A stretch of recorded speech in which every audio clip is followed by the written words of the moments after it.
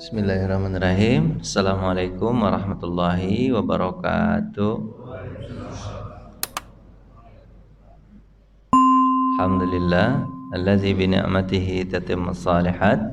Asyhadu an la ilaha illallah wa asyhadu anna Muhammadan abduhu wa rasuluhu la nabiyya ba'da amma ba'du.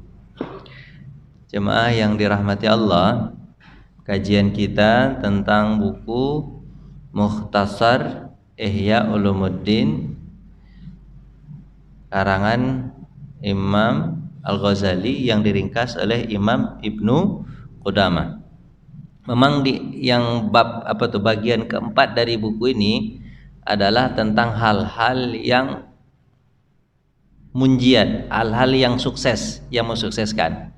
Di akhir dari bab 4 ini, maksud di bab 4 ini adalah tentang mengingat mati. Kemarin yang sukses-sukses itu sabar kemarin. Kalau Pak masih ingat ya? Ingat nggak Pak? Lupa semua Pak. Sabar, tawakal, kayak gitu Pak ya. Itu kan berserah diri, istiqomah. Itu yang Yang melepaskan atau yang membuat kita sukses. Kan yang pertama itu bab bukunya ini, kalau Ihya Ulumuddin tuh menulis buku gitu. Bagian pertama itu disebut dengan adat. Adat apa? Kebiasaan sehari-hari makan, minum itu dijelaskan di situ. Kemudian ibadat. Ibadat apa, Pak? Ibadah dari sucinya sholat, puasa, zakat, haji gitu ya. Tapi dimaknai dengan cara pembersihan hati, tazkiyatun nafs. Kemudian hal-hal yang menghancurkan, namanya yang ketiga, bagian ketiga, muhlikat. Apa itu muhlikat, Pak? Hal yang menghancurkan, apa itu? Sombong, takabur, riya. Itu yang harus dihindari. Kemudian bagian keempat ini disebut apa? Munjiat. Munjiat itu hal yang membuat kita sukses. Apa itu? Sabar, tawakal, syukur. Di akhir-akhir ini apa, Pak?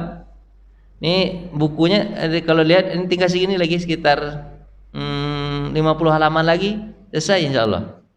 Selesai segini. Selesai kan mantap. Habis itu potong kambing kita. Udah selesai satu kan, alhamdulillah Pak ya. At-Tazkirah juga hampir selesai, dikit lagi selesai juga. Ini kan hebat tuh Pak, selesai buku untuk kita pelajari, tinggal diamalkan. Kalau Bapak mau slide-nya, banyak slide-nya nih. Mana dia? Nih slide-nya sudah saya bawa. Berapa nih Pak? Ini 34 slide ada di sini. Kalau Pak mau nanti kita kasih. Nanti Bapak apain? Pak ambil aja. Dimulai dari ini Pak ya. Yang baik-baik itu taubat, sabar, syukur, berharap kepada Allah, kefakiran, zuhud, tauhid, tawakal, cinta kepada Allah, niat ikhlas, muhasabah, tafakur. Kemudian di sini Pak, mengingat mati. Ya, itu yang harus ada dalam diri. Ini kalau digedein Pak dia lari sendiri. Mudah-mudahan ini enggak. Ini hebat betul dia. Kadang-kadang dia enggak lari. Lanjut. Ingat mati Pak. Ketahuilah bahwa orang yang tenggelam di dunia ini cara penyajiannya beda dengan at-tazkirah Pak ya. Tazkirah dia itu proses kematian. Kalau ini pembersihan hati untuk mengingat mati. Beda sedikit itunya. Cara ngambilnya, walaupun temanya sama. Orang yang tenggelam di dunia berarti tenggelam dengan tipu muslihat dunia. Hatinya pasti lalai untuk ingat mati. Jadi dunia ini Allah tidak pernah memujinya. Rata-rata dunia ini dihinakan oleh Allah Subhanahu wa ta'ala. Jadi sesuatu yang dihinakan atau sesuatu yang tidak dipuji, harusnya kita tidak terlalu ngejarnya. Sebab kalau kita ngejarnya, lupa dengan kematian, lupa dengan ingin bertemu dengan Allah Subhanahu wa ta'ala. Nanti pagi ini orang kalau cinta dunia, dia lupa cinta kepada Allah. Dia memang agak bertolak belakang dia, tapi sebenarnya enggak bertolak belakang betul. Biasa-biasa aja dunia ini. Pepatah itu mengatakan, kalau ada uang, jadikan uang itu di mana Pak? Di saku, bukan di hati. Sebab kalau di saku, ambil keluarkan. Tapi kalau di hati, wah susah. Kalau hilang nanti sakit hati. Sandal itu letaknya di mana? Di kaki, jangan di hati. Kalau hilang sakit hati, ya kan? Sandal itu berapapun bagus tetap aja injak. Maka kan ada tuh Pak di slogan-slogan apa? Slogan-slogan DKM masjid. Sandalmu hilang di masjid itu bukan musibah besar. Musibah besar itu adalah ketika sandalmu tidak pernah ke masjid. Oh, itu musibah besar. Kan begitu Bapak tanya Pak ya, benar nggak Pak? Kalau hilang di masjid, tapi kayaknya orang Islam ini pencuri betul ya. Sandal hilang di masjid. Kenapa ya begitu Pak ya? Sandal kok hilangnya di masjid gitu ya? Kenapa nggak di tempat lain? Mungkin ketuker kali Pak ya. Dia buru-buru ngambil yang bagus. Tinggalkan yang jelek, ambil yang bawa pulang yang baik-baik, yang buruk-buruk tinggalkan aja. Nah, itu pepatah itu yang dia pakai. Lagi ngantuk. Gitu Pak ya. Tapi kemarin kita udah belajar nih tentang keseimbangan dunia dan akhirat. Sebenarnya dunia itu tidak perlu dibenci, nggak apa-apa ambil dunia, tapi pandai-pandailah untuk Bapak mengelolanya. Kemarin dijelaskan sama Imam Ghazali ya Pak. Dunia itu ibarat racun ular. Ibarat apa Pak? Racun ular. Kalau pandai kita mengelola racun ular itu, dia jadi obat. Kayak apotek itu Pak ya. Apotek itu kan ular itu Pak ya. Dia racun tapi bisa menjadi obat. Karena dia pandai mengelola racun itu. Tapi kalau nggak pandai mengelola racun ular, dia jadi bisa bahaya, mematikan. Makanya Pak begitu. Dunia itu ibarat racun ular, pandai-pandai mengelolanya gitu. Nih berikutnya. Untuk orang yang berkubang gitu kan. Untuk orang yang berkubang dalam kenikmatan dunia, ia tidak pernah akan mengingat mati. Dia senang dengan dunianya, lupa pasti dengan kematian. Padahal kematian itu pasti. Kan ada pepatah itu mengatakan ini Pak, yang pasti di atas dunia ini apa? Kematian. Kalau rezeki nggak pasti, anak nggak pasti, istri nggak pasti, dapat rumah baru nggak pasti, mobil baru nggak pasti, semenit ke depan nggak pasti. Yang pasti itu apa? Mati. Harusnya persiapan kita apa? Kepastian itu. Pastian itu pasti akan mati kita. Nah gitu. Jadi nggak ada orang yang hidup selama-lamanya. Maka hal itu, karena bila pun dia mengingat mati, nah, kalau orang-orang yang sudah cinta dunia itu, kalaupun dia ingat mati, dia akan menyesal atas dunianya yang sibuk. Kemudian, bila pun dia mengingat mati, maka hal itu karena penyesalan atas dunianya yang sibuk. Jadi Pak, kalaupun dia dipaksa untuk ingat mati Pak, sebenarnya karena dia sudah putus asa, tidak dapat dunia itu masanya. Dia tidak dapat dunia, putus asa, udahlah ke masjid jalan lagi. Sebenarnya tujuan hidupnya untuk dunia. Tapi ada nggak orang sebagian begitu Pak? Tapi dia tujuan hidupnya sebenarnya dunia. Tujuan hidupnya Bapak? Dunia. Tapi karena dunianya dia nggak dapat, habis itu gimana Pak? Udahlah putus asa, habis itu udahlah ingat mati aja lagi. Nah itu sebenarnya putus asa. Kita tidak boleh begitu. Kejar dunia nggak apa-apa, ambil dunia. Wabtaghi fima atakallahu daral akhirah wala tansa nasibaka minad dunya. Harusnya tujuan hidup kita itu apa? Akhirat. Habis itu jangan lupakan dunia. Bagaimana kita di dunia kita? Itu harusnya begitu. Bukan tujuan dunia, habis kalah. Misalnya mohon maaf nih Pak. Ini kan 2024 nih. Ini contohnya nih. Ini yang paling gampang contohnya. 2024 Pak. Ya kan? Habis kalah dia fight untuk mendapatkan anggota legislatif atau apa? Eksekutif, kalah dia, habis itu kemana dia? Pergi dia ke masjid lagi. Ya kan? Dah habis ya. Habis ya. Sebenarnya dia kepengennya jadi apa Pak?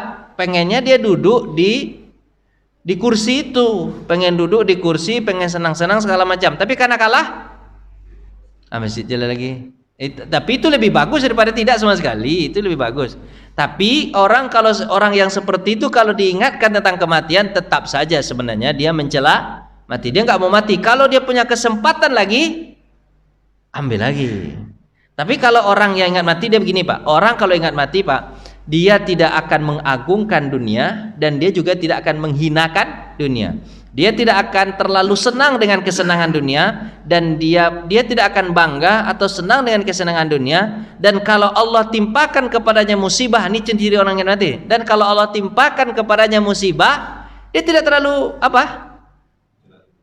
tidak terlalu terhina atau menyesal atau terpuruk, enggak, biasa aja.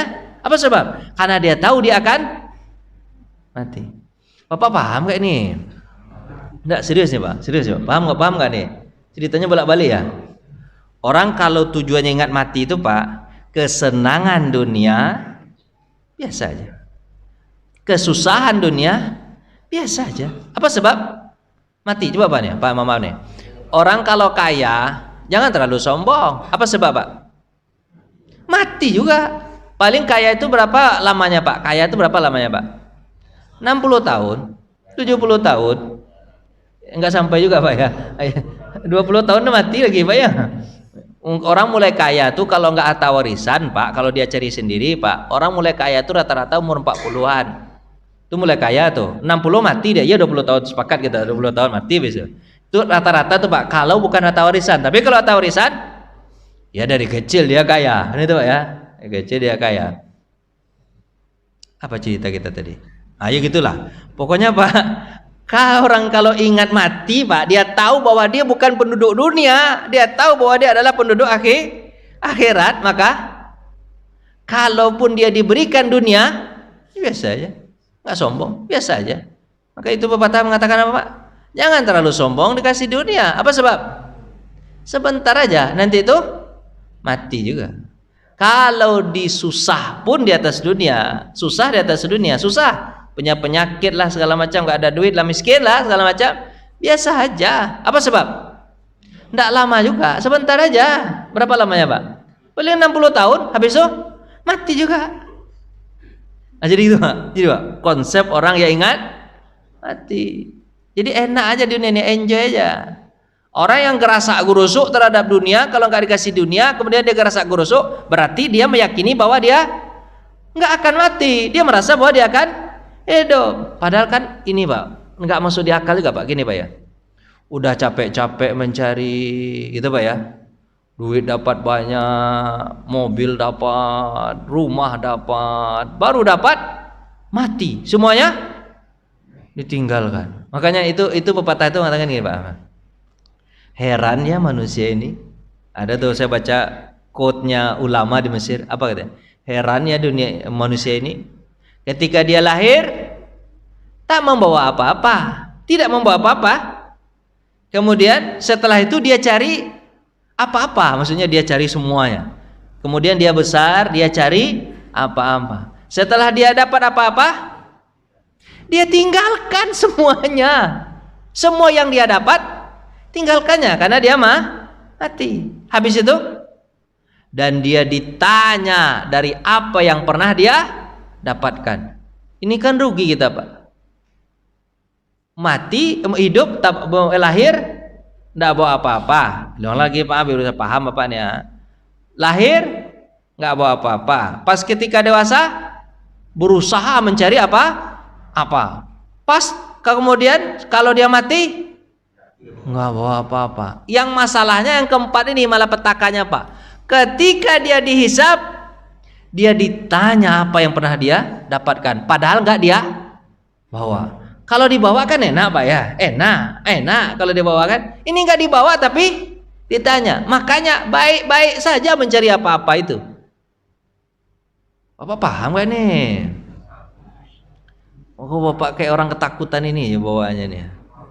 Ini ceritanya untuk membersihkan hati, biar yang kaya tidak sama berbagi aja. Yang miskin biar nggak terlalu terpuruk, santai aja. Memang dunia begini, ya Pak ya. Iya begitu Pak ya. Gimana lagi Pak ceritanya Pak? Santai aja. Lanjut. Untuk orang yang bertobat, dia memperbanyak mengingat kematian dalam rangka menumbuhkan rasa takut dalam hatinya. Jadi orang yang bertobat dekat kepada Allah, itu nanti timbul bahwa dia akan ingat mati. Lanjut Pak ya. Ini hadis Nabi SAW. Barang siapa yang membenci bertemu dengan Allah, biasanya orang kalau ingat dunia dia benci nggak ketemu sama Allah Pak. Benci mati nggak? Mau mati nggak? Mau. Man kariha ahabba, siapa yang tidak mau lika Allah, bertemu dengan Allah, maka Allah juga membencinya. Tapi siapa yang senang bertemu dengan Allah, maka Allah pun senang bertemu dengannya. Jadi Pak, kalau ada orang yang senang, maksudnya kalau mati itu ketemu dengan Allah nggak Pak? Ya harusnya kita ini hidup kita itu Pak, ingatnya Pak, kapan ya bertemu sama Allah ya, kangen sama Allah. Kapan ya ketemu sama Nabi Muhammad ya, kangen sama Nabi Muhammad. Nah, Bapak kangen gitu nggak? Serius sih? Matilah Pak lagi. Ya Pak. Tapi Pak, kalau orang yang nggak ingat mati apa Pak? Nggak mati apa Pak? Nggak mau ketemu sama Allah, nggak mau ketemu sama Nabi Muhammad. Apa sebab? Dia nggak kenal Allah, dia nggak kenal Nabi Muhammad. Orang kalau nggak kenal sama Allah, nggak kenal Nabi Muhammad, mau nggak dia bertemu dengan orang yang tidak dia kenal? Nggak mau. Tapi kalau dia kenal sama Allah, bagaimana kasih sayang Allah, setelah dia mati dia mendapatkan, dia tinggalkan dunia yang hirup pikuk ini. Pak, dunia ini senang atau nggak senang Pak? Kalaupun senang sementaranya. Bapak dapat mobil Alphard, mahal, mobil termahal, itu mungkin yang mahal yang bagus ya. Dapat sopir juga. Jadi kalau Bapak ada mobil Alphard, kalau nggak punya sopir, Bapak nyopir sendiri, dikira orang apa? Bapak sopirnya. Itu pula susahnya pakai mobil Alphard tuh harus punya Bapak, punya sopir. Jadi bukan hanya sekadar Alphard Bapak beli, tapi apa? Sopirnya sekalian. Kalau nggak ada sopir, Bapak nyopir sendiri. Kata orang, Bapak sopir ya, kata orang. Itu susahnya. Misalnya nih, Bapak dapat mobil mahal itu, habis itu cobalah duduk di atas mobil itu, tidak turun-turun selama seminggu, gimana rasanya? Senang nggak? Senang. Jadi dunia itu senangnya sebentar-sebentar aja. Kalau makan paling 1 piring, kalaupun nambah 2 piring, gitu kan? Kalau 3 piring, muntah. Dunia begitu. Tapi kalau Bapak tahu bagaimana akhirat di surga, kemarin kan kita cerita, bagaimana surga Pak? Makanan pertama enak. Piring kedua lebih enak, piring ketiga lebih enak, piring keempat enak, piring kelima manyus. Begitulah bahasa. Pokoknya makin dimakan makin enak. Kalau di dunia makin dimakan makin muak. Itu dunia itu. Dunia itu ibarat apa bahasanya Pak? Ibarat minum air laut, makin diminum makin haus. Bapak pernah coba? Saya nggak pernah coba. Sebab asin, nggak tahu kadang minum. Pernah Pak ya? Nggak tahu. Kalau diminum air asin tuh kelat aja tuh, kelat aja tenggorokan. Aus itu. Gitulah Pak. Makanya Pak, kalau tahu dia bagaimana kasih sayang Allah setelah kematian, itu Pak ya. Kalau tahu dia kasih sayang Allah setelah kematian, kemudian kalau tahu dia kasih sayang Nabi Muhammad setelah kematian, pasti dia ingin ketemu dengan yang dikasihaninya. Itu kan? Ya kan? Tapi jangan setelah pengajian ini Bapak bawaannya mati aja lah, Ustaz, mati aja lagi. Enggak begitu. Ya, banyak nih kalau pengajian setelah ini apa bawaannya Pak? Udah Ustaz mati aja, Ustaz enggak usah kerja. Enggak begitu. Tetap harus kerja. Ambil amal dunia untuk pahala akhirat. Tetap semangat. Makanya kalau Bapak tahu Bapak akan mati, Pak siapkan. Saya mau mati nih, rumah saya belum ada, saya harus nyicil sama Allah. Berapa rumah di dunia? 600 juta. Berarti infak saya sebelum saya mati 600 juta harus ada. Apa sebab? Mau beli rumah di situ. Bapak begitu nggak? Ayolah Pak, Bapak begitu nggak? Bapak pengen punya rumah nggak di surga? Pengen punya rumah? Anggap aja rumah di surga itu dengan Allah kan melipat gandakan ya. Anggap aja rumah di surga itu seharga dengan rumah kita. Rumah Bapak misalnya 1 miliar, berarti Bapak infaknya berapa? Untuk Allah simpankan. Jadi mayukridullaha qaradan hasana. Siapa yang menyimpankan kepada Allah, meminjamkan. Bahasanya meminjamkan Pak. Padahal duit dari siapa Pak? Di Allah juga. Siapa yang meminjamkan kepada Allah, maka Allah akan ganti dengan ganti yang lebih baik. Bilang aja sama Allah, ya Allah saya pinjamkan 1 miliar nanti. Nanti ganti ya. Apa nanti? Bapak paham gak nih? Ya kan? Paham kan? Gitu. Bapak kepengen punya mobil. Berapa mobil harganya di sini? Bapak kepengen Xenia, Avanza, ayo sebut-sebut merek itu. Ada Alphard nanti. Bapak maunya yang mana? SMK. Udah ada itu hoax itu. Itu hoax itu. Sampai sekarang belum ketemu mobilnya lagi. Atau kepengen bis. Bapak kepengen mana nih? Bis. Bayar aja seharga mobil itu. Kalau Xenia paling 200 juta, ya kan? Kalau Avanza 200,5, gitu kan? Apalagi Pak? Kalau Pak, kemarin kita ada belajar kan, ibadah ini, kayak bilang kemarin, ibadah ini butuh ini nggak Pak? Butuh biaya kan? Kan udah saya bilang kan, ibadah ini butuh biaya nggak? Iya. Butuh listrik? Butuh kipas angin sama AC? Butuh yang fokus? Butuh karpet, butuh kan? Nanti DKM itu mengkalkulasikan biaya kita sebulan, pengeluaran air kita segala macam. Ada berapa misalnya Pak? 3 juta. Jemaahnya ada berapa? 30. Misalnya kan. Berarti per orang berapa? 100. Kalau ada yang infaknya cuma 20.000, berarti 80.000 lagi subsidi dari yang lain. Kan gak mau disubsidi sama yang lain. Terus gimana? Wah, seinfak saya 110.000, saya mensubsidi orang berapa? 10.000 kan lumayan. Pahala dia ambil. Gitu. Kalau udah begitu kan tahu tuh jamaah tuh. Oh, ternyata ada. Apa tuh ibadah itu adanya, Pak? Tapi kalau digituin Bapak kira Bapak marah nggak ya? Masa ibadah suruh bayar sih? Nggak begitu maksudnya. Maksud itu adalah kalau kepengen dapat pahala betul-betul pure, betul-betul kita yang apa Pak? Biar kita yang mengambil semua dari ibadah kita itu, kita yang pengen ngambil semua dari pahala kita itu, gimana? Kita bayar sewanya. Tapi kalau kita dapat pahala, tapi pahala kita berbagi. Tapi kalau berbaginya Allah itu begitu Pak, berbaginya Allah untuk orang yang mengamalkannya dapat pahala 100%, untuk orang yang dia bagi 100% tanpa dikurangi pahala dia. Enaknya begitu juga sih, tapi cara menyampaikannya gimana tuh Pak? Cara menyampaikannya gimana tuh Pak? Yang enaknya gimana cara menyampaikannya itu? Yang tentang biaya-biaya ini gimana caranya Pak?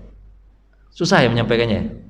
Nanti orang bisa salah paham. Udah lah begini aja lah, kita kembali aja lagi sini Pak. Kembali kemana Pak? Kematian. Ini ke laptop. Untuk orang yang berilmu tentang Allah, dia selalu mengingat kematian. Karena itu adalah sifat saat itu adalah saat bertemu Allah dengan kekasih. Jadi kalau dia tahu Pak, pasti dia ingat mati. Kapan dia mati ya? Kepengen ketemu sama Allah, gitu kan? Terus dia menginginkannya agar bisa terbebas dari alam durhaka. Maksudnya dunia ini bahasa Imam Mulbin itu, dan berpindah ke sisi Rabbul Alamin. Dunia itu begitu.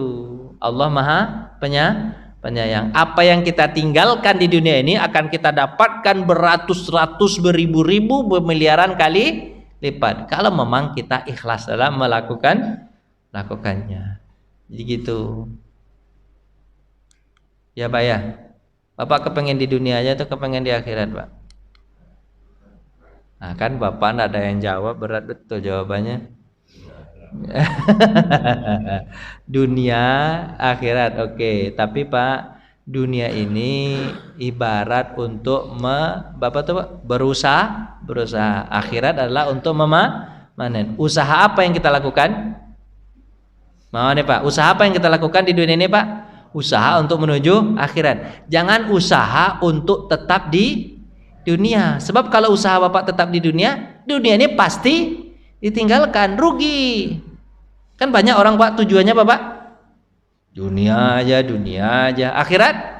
Enggak. Pak, kalau Nabi ngajarin Pak ya, ini kan dunia ini, tapi ngajarin untuk akhirat ya Pak. Kalau dapat uang, diapain sama Nabi Pak? Paling kurang 4 hal kata Nabi. 4 hal. Tapi yang pertamanya Bapak, akhirat dulu. Kalau dapat uang, yang pertama infak sedekah dulu Pak. Kalau dapat duit gimana Pak? Infak sedekah. Habis tuh baru dimakan. Yang kedua apa Pak? Baru dimakan. Dimakan, maksudnya dimakan itu bisa dimakan, bisa dipakai, bisa dikasih ke anak istri. Tapi yang dikasih ke anak istri yang dimakan ini Pak harus bersih dulu dengan zakatnya 2,5%. Berapapun itu, dapat 1 juta dukar ke 0,5%. 1 juta dukar ke 0,5% berapa Pak? 25.000. Itu berat nggak itu Pak? Banyak nggak itu rasanya Pak? Kalau hati yang nggak mau tentang Allah itu berat itu Pak. Besar betul 25.000 Tapi kan sisanya berapa Pak? Dari diambil 25.000 berapa sisanya dari 1 juta Pak? 975.000. Lebih banyak sisanya atau lebih banyak zakat infaknya? Lebih banyak sisanya kan? Tapi kenapa kok orang melihat yang 25.000 itu lebih banyak daripada 975.000? Kenapa Pak? Coba dasar pelit. Kalau dasar pelit itu Pak, 1 rupiah pun terasa berat itu. Kan coba bayangkan 975.000 dibandingkan 25.000. Katanya lebih banyak yang mana? 25.000. Itu kan perasaan itu. Dah, sudah. Apa tadi Pak? Yang pertama apa kalau dapat duit Pak? Infak. Habis infak? Makan, pakai segala macam, gunakan. Kalau masih berlebih apa kata Nabi? Bolehlah tabungkan. Untuk apa? Untuk sesuatu yang besar nanti. Misalnya Bapak kepengen nyolahin anak, kuliahin anak, atau beli rumah lagi, atau beli mobil lagi, ya ditabung.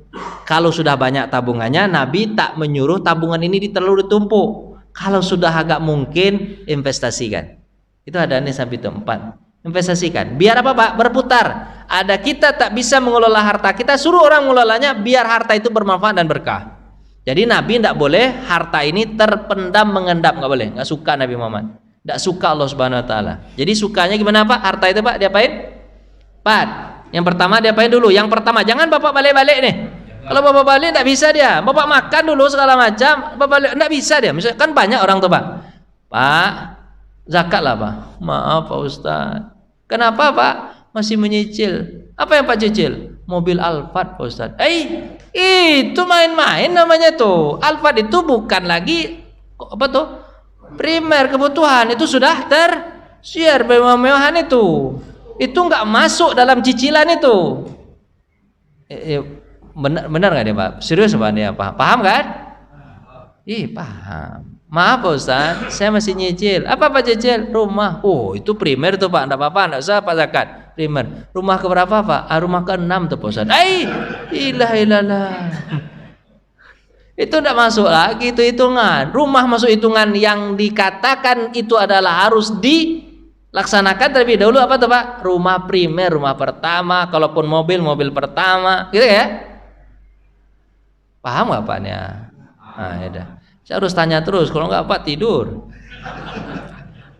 Keutamaan mengingat kematian. Keutamaan mengingat kematian, Pak. Ya, Pak. Abu Hurairah radhiyallahu anhu berkata, Rasulullah bersabda, perbanyaklah mengingat mati dan memutus kenikmatan, yaitu ingat-ingat, disuruh sama Nabi, ingat-ingat Pak. Suruh banyak-banyak ingat sama Nabi kematian itu, biar tak sombong dan tak terlalu sedih kalau miskin. Ingat kematian. Istirahat amat. Seorang hamba tidaklah memaksa hatinya mengingat kematian kecuali dunia menjadi kecil, Pak. Jadi kalau Bapak ingat mati, Pak, dunia itu menjadi kecil. Saya katakan sama Pak gini, Pak, Bapak kalau naik ke atas gedung lantai 50, berapa lantainya Pak? 50. Terus di bawah Bapak melihat ada mobil, mewah mobilnya Pak. Mobil ada namanya apa itu ya? Peugeot, apalagi itu ya? Jaguar, Peugeot atau Peugeot? Kisut. Mobil apa Pak? Jaguar kayak gitu ya. Mahal itu Mercy, mahal. Bapak di lantai berapa Pak? Lantai 50. Apa yang Bapak lihat? Mobil yang parkir di bawah itu apa yang Bapak lihat? Kecil Pak. Kecil itu apa yang Pak rasakan? Apakah Bapak merasakan itu mewah? Enggak. Yang Bapak lihat apa? Seperti mainan. Cobalah. Seperti mainan kecil-kecil. Itu mahal kan harganya itu kan? Tapi enggak kelihatan mahal. Apa sebab? Bapak melihat dari tempat yang tinggi. Makanya Pak, berusahalah meninggikan iman ini Pak. Apa yang Bapak lihat akan kelihatan biasa aja, kecil. Dunia ini akan kecil. Tapi kalau Bapak lihat dekat, apalagi Bapak elus-elus, Oh, mengkilatnya, bisa berkaca, AC-nya, dingin. Kalau terlalu dekat Bapak dengan dunia, Bapak akan kagum terhadap dunia itu. Jauh-jauh aja, dikit-dikit, lihat-lihat jauh. Misalnya, memang nih Pak, Bapak di lantai 50, ada duit 100.000 jatuh di bawah, kelihatan nggak? Nggak kelihatan, apa sebab? Jauh kecil mah. Tapi kalau Bapak dekat, apa kata pepatah WA? Pepatah WA Pak, yang dikatakan merdeka itu adalah ketika Soekarno-Hatta berjajar berbaris di dalam dompet. Itu Bapak ketahui Pak ya. Saya suka banget. Berbaris di dompet itu kita merdeka. Tapi kalau yang berjajar di dompet kita itu adalah Patimura, itu masih perjuangan itu namanya. Patimura itu apa? Patimura apa Pak? Uang 1.000. Berjajar uang 1.000 Pak, itu masih dalam perjuangan. Kalau dikatakan kemerdekaan itu apa? Kalau berjajar Soekarno-Hatta di situ. Ayolah, itu pepatahnya luar biasa. Jadi Pak, jauh-jauh aja lah dengan dunia ini Pak, nggak terlalu dekat, betul. Agak jauh-jauh aja, lihat-lihat jauh aja. Makanya Pak, supaya Bapak bisa lihat jauh-jauh, Bapak jangan terlalu banyak cerita tentang dunia. Makanya Pak, saya suka berteman itu sama orang tua. Serius Pak, di atas 60 saya suka berteman. Sebab orang tua itu dua ceritanya cuman Pak. Kalau ndak rumah sakit, kalau ndak mati. Itu orang tua tuh, orang tua tuh dua cerita cuman Pak. Rumah sakit mati.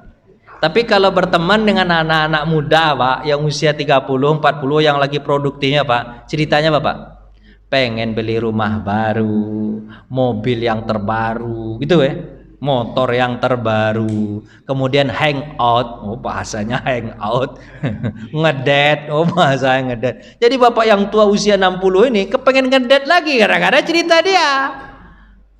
Kan? Tahu diri aja lah, kalau ada 60 itu ke masjid aja lah ada bau tanah, mau mati lah gitu. Gitu Pak ya. Lanjut. Bila Ibnu Umar mengingat kematian, ini Ibnu Umar mengingat kematian Pak dan kiamat, maka bila menggigil ketakutan seperti burung yang kena air hujan. Bapak ngelihat burung ini kan? Terus apa? Setiap malam beliau mengumpulkan para faqih atau ulama, mereka mengingat kematian, kemudian mereka menangis seolah-olah jenazah ada di depan mata mereka. Mereka menangis itu untuk apa tujuannya Pak? Untuk apa Pak? Kalau saya mati saya bawa apa ya? Sholat belum sempurna, belum lagi kan Pak? Itu tutup lagi ya. Kalau udah lama terbuka ya Pak. Belum. Kalau terbuka baru. Apa tadi itu Pak? Itulah. Ya kan? Ingat kematian. Lanjut. Gitu Ibnu Umar ya. Kumpulkan orang-orang apa Pak? Iya. Kumpulkan orang-orang yang suka ingat mati. Gini kan, kita bawa apa sih? Kita sudah bawa apa bekal kita? Kita belum bawa apa? Makanya kan ada pepatah itu mengatakan, kenapa orang nggak mau mati? Karena dia di sana nggak punya rumah, nggak punya mobil, nggak punya fasilitas. Makanya dia tidak mau mati. Kalau ada orang yang biasa kematian itu datang kepadanya karena dia sudah punya fasilitas. Apa fasilitasnya Pak?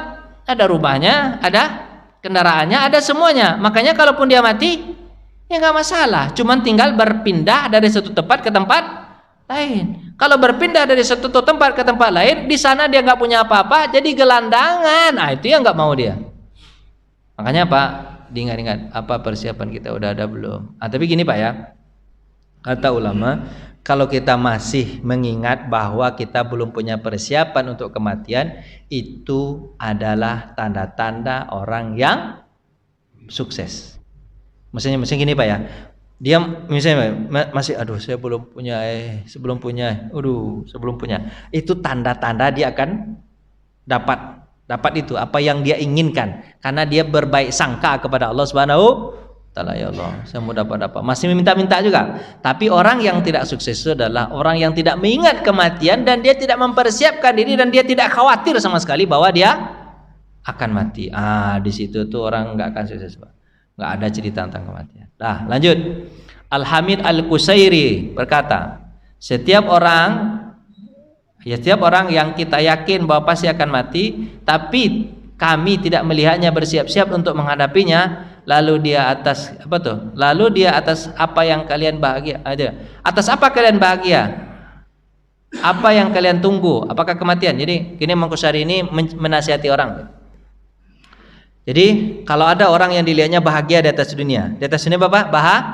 Bahagia. Tapi mereka tidak ingat kematian. Terus Imam Ghazali bertanya, untuk apa kalian bahagia betul di atas dunia ini? Untuk apa? Untuk apa kalian bahagia?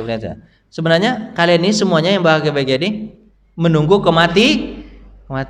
Jangan terlalu bahagia lah. Makanya dalam Al-Quran itu Pak, ketika ada ayat Quran itu dalam suratnya wa antum tadhakuna wa la yabkun. Kalian terlalu banyak tertawa tapi tidak terlalu banyak menangis. Jangan terlalu banyak tertawa di dunia ini. Mendapatkan sesuatu biasa aja. Kekayaan itu bukan berarti Allah kekayaan yang diberikan Allah atau fasilitas yang banyak kepada seseorang itu tidak berbanding lurus dengan kasih sayang Allah. Pak, Fir'aun kaya, Haman, Qarun kaya. Apakah Allah senang? Enggak. Jadi kekayaan itu bukan tandanya Allah sayang sama dia. Belum tentu. Yang disayangi Allah itu adalah dia gunakan kekayaannya untuk taat dan patuh kepada Allah. Gitu. Bapak mau nanya lah Pak, daripada Bapak tidur. Nanya lah Pak. Dia muter-muter di sini aja, cuman memasukkan itu aja, memasukkan agar Bapak senang dengan kematian. Maksudnya bahasanya senang ya? Gimana ya? Iya kalau mati ya nggak masalah, Bapak sudah punya persiapan gitu. Jangan terlalu lihat dunia. Di dunia ini dilihat apa Pak? Agak dari jauh aja. Supaya apa Pak? Supaya tidak terlalu silau dan gelap mata. Tanyalah Pak. Silakan Pak Haji. Assalamualaikum warahmatullahi wabarakatuh. Waalaikumsalam. Mengenai kematian ini, apakah ini merupakan kompensasi dari kehidupan?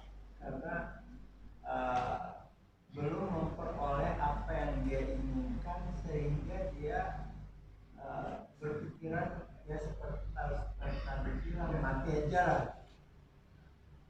Terus apakah juga ada indikasi orang yang mengingat kematian itu dengan ilusi, mimpi-mimpi ketemu orang yang sudah wafat berulang kali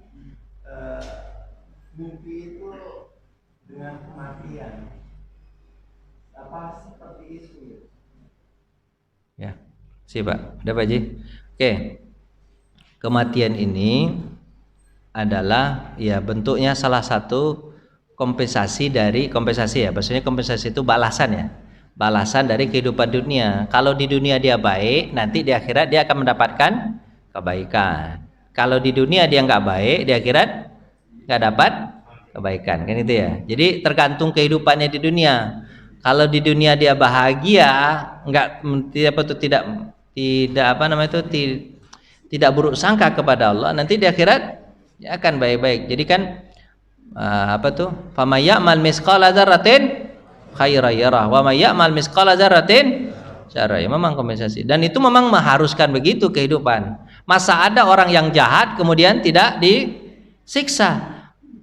Mana ada orang yang baik kemudian tidak diberi pahala kompensasi? Pasti ada kompensasinya. Makanya Pak, pilihan kita adalah jadi orang baik, apapun keadaannya. Kita pilih jadi orang baik. Bukan berarti orang jahat kita biarkan, enggak. Tandanya kita orang baik ketika ada orang jahat kita cegah.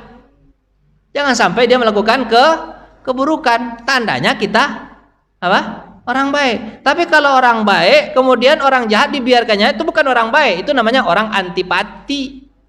Itu orang enggak peduli. Kalau orang nggak peduli itu Allah nggak suka sama orang nggak peduli. Allah suka kepada orang yang peduli terhadap hambanya. Bukankah Allah selalu mengkaitkan dia dengan hambanya? Aku kelaparan tapi kau datang untuk ngasih, karena diskusi itu Pak.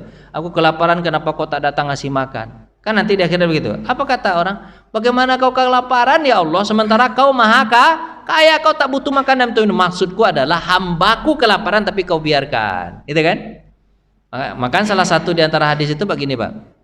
Kalau ada orang yang berbuat jahat, kemudian orang baik membiarkan, maka dia disebut setan akhras. Apa setan akhras itu, Pak? Setan bisu. Udahlah setan bisu lagi, nggak ada manfaat sedikit pun. Bapak paham nggak hadis itu? Orang kalau melihat keburukan, terus dia diam aja. Itu kebanyakan orang sekarang tuh, Pak. Dia diam aja. Maka Nabi menyebutnya seperti apa, Pak? Setan akhras. Apa itu setan akhras, Pak? Setan itu udah jahat nggak itu? Udah jelek nggak itu? Terhadap orang yang baik katanya, itu sudah jelek. Dia dianggap setan. Habis itu apa? Karena setan melihat keburukan itu dia biasa aja.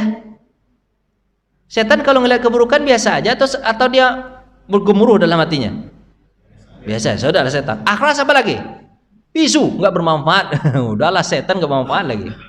Makanya apa? Kalau Bapak tandanya Bapak orang baik, Bapak jadi orang baik. Dan tandanya Bapak orang baik, ketika Bapak melihat kejahatan, Bapak perbaiki. Itu tandanya Bapak orang baik. Satu. Kemudian yang kedua, apa?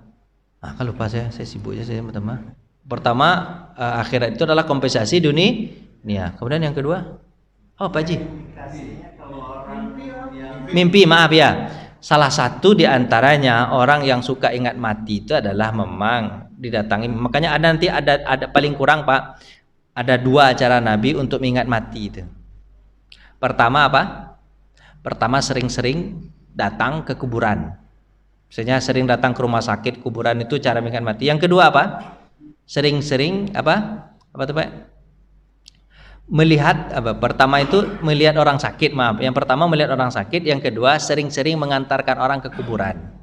Nah, itu salah satu di antaranya yang cepat kita.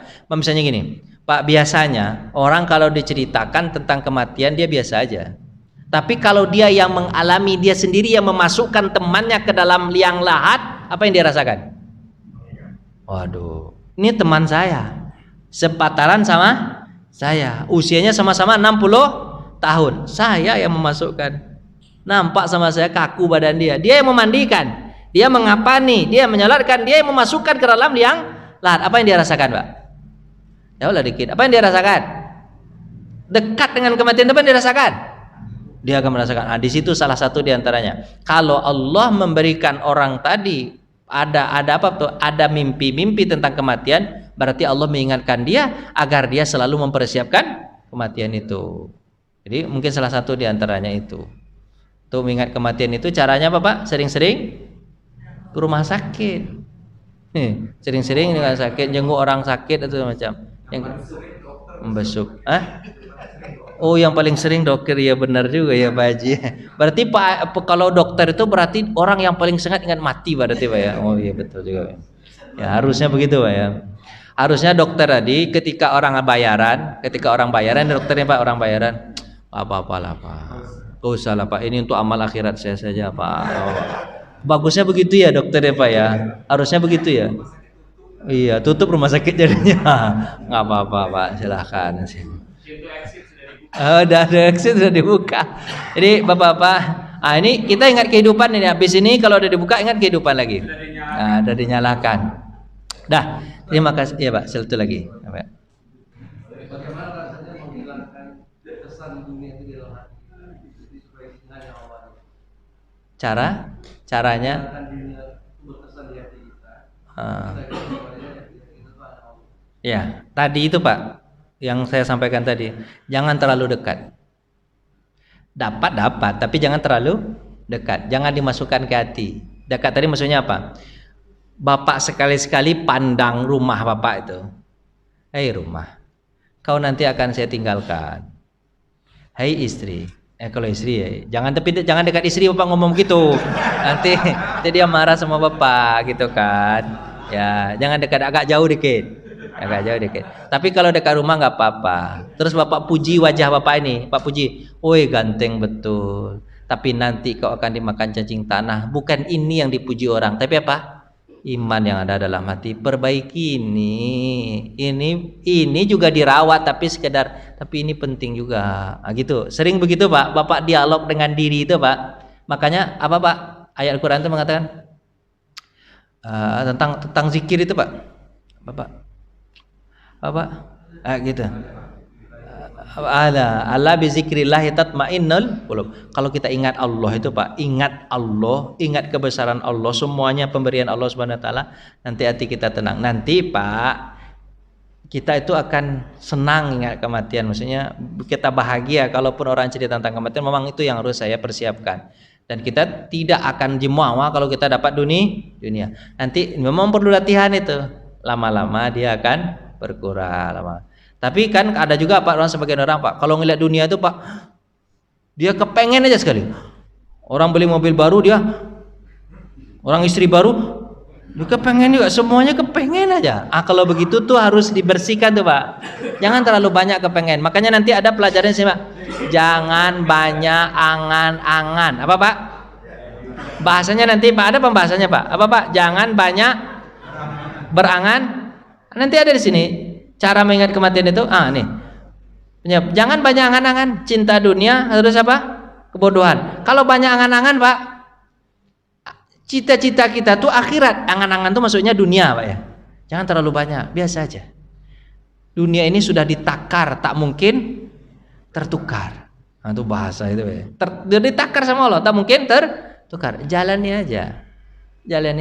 Insya Allah nanti akan berlabuh pada akhirnya. Udah gitu aja lah Pak ya. Terima kasih Pak ya. Kesok puitis pula saya pagi hari ini. Terima kasih atas perhatian. Mohon maaf atas segala kekurangan. Mudah-mudahan kita lebih bermanfaat hidup di atas dunia untuk menuju amal akhirat. Assalamualaikum warahmatullahi wabarakatuh.